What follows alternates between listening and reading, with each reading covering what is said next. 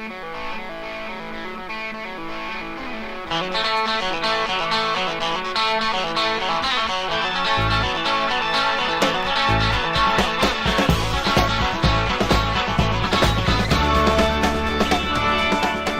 John DeVella, and this is your Classic Rock Update. And this week, we start with the Rolling Stones. Believe it or not, they're planning on going out for their 50th anniversary tour. Hey, more power to them, but people are actually battling to get the tour. AEG Live and Live Nation are both bidding on it, along with other people. We could see this tour by the end of next year. They plan on going out for a couple of years. The last time they went out on the road, 2005, 2006, with the Bigger Bang Tour, the largest tour in tour history.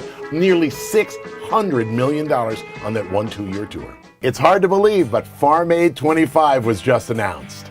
Originally, 24 years ago, when us three guys first did the first Farm Aid, I don't think any of us knew what kind of kettle of worms we were opening up, because, we were just guys singing in a band.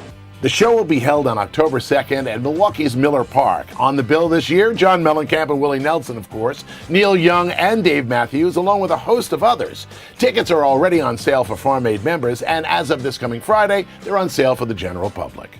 Are you a fan of Glee? Paul McCartney is, so much so he wants them to use his music. He actually sent Ryan Murphy, the co-creator of the show, a mixtape, and when Ryan opened it up, there was a note that said, "Hey, I really like the show and I would love you to use some of my music."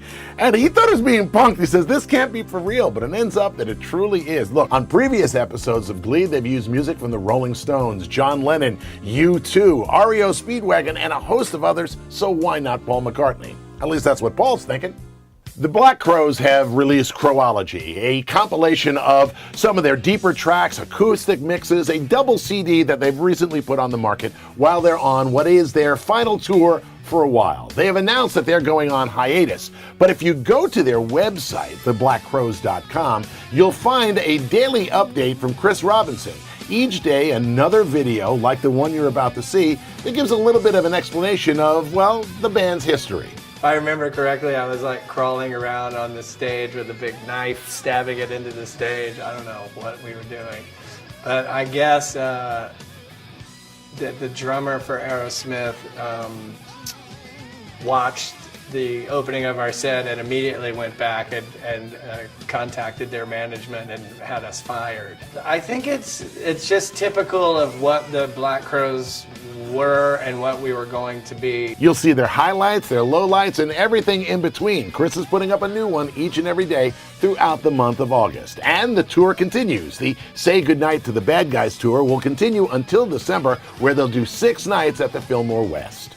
AC/DC frontman Brian Johnson let slip that the next album coming from AC/DC is going to be a live version of their Black Ice tour. You know, there hasn't been a live AC/DC album since 1992. In 1997, there was that box set that had the Atlantic studio tracks live in it, but that was really about it. So this is really the first live album we have seen in, wow, over 15 years. The band recently commemorated the 30th anniversary of the Back in Black album, which was the debut album for Brian Johnson.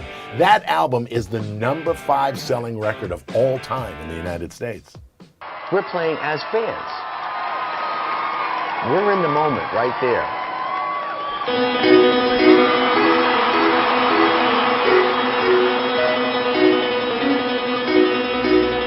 You're not just that moment and that age. You're every age you've been. Behind the man, Everything you've ever learned, everything you've ever experienced goes into that show.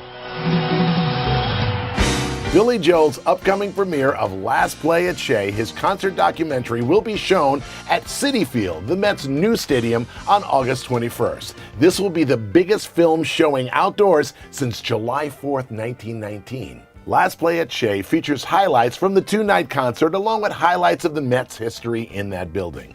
Joining him on the concert are Paul McCartney, Roger Daltrey, Tony Bennett, and Steven Tyler. And speaking of Steven Tyler, oh, you're not going to believe this. You've probably heard by now that Steven Tyler was approached to be a judge on American Idol. It seems he sort of confirmed the fact out in Vegas last week when TMZ picked him up saying, "What do you think? Should I do it? I think I'm going to do it. Yep, I'm going to do it." Well, guess who has something to say about that? Joe Perry. Joe Perry is really ticked. Joe Perry told the Boston Herald, and I'm quoting, "I found out about this like the rest of the world, on the internet. I mean, this is no small thing. After working with me for 40 years, couldn't he tell me about this? We're told it's a done deal if Steven is committed to a TV show that kind of affects the rest of us. We like to plan our lives, you know, Steven." Well, that's where that stands. It seems the war is starting again. And that ends this week's Classic Rock Update. We'll have another one for you next Monday morning. Until then, I'll see you on the radio. Classic Rock 102.9 MGK.